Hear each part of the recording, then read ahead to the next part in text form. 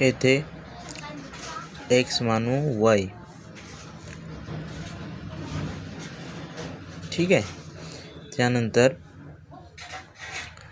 3x आणि 1x गुणाकार यांचा गुणाकार हा 243 आहेत.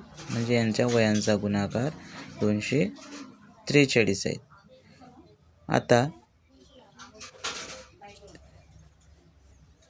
3 गुणेला x² बरोबर 243. याला जर 3 इकडे आणून भाग दिला 243ने तर उत्तर येतं 81 स्क्वेअर. आणि 81 कशाचा स्क्वेअर आहे? 9चा. ठीक आहे. त्यानंतर ची किंमत 9 आली म्हणून 3 गुणेला 9 म्हणजे त्यांचं वय 27 वर्ष आणि 1 गुणेला 9 म्हणजे दुसऱ्याचं वय 9 वर्ष. ठीक आहे. परंतु इथे उत्तर झालेलं आहे का? नाही. कारण काय म्हटलं आहे? 9 वर्षानंतर म्हटलेलं आहे. 9 वर्षानंतर त्यांचं वय किती असेल?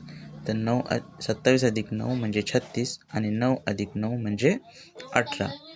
तर त्यांचा गुणोत्तर जर आपल्याला विचारलं तर 36 आणि 18 यांचं गुणोत्तर 18 1 18 18 2 36 2 1 येईल आणि ऑप्शन नंबर बी बरोबर आहे.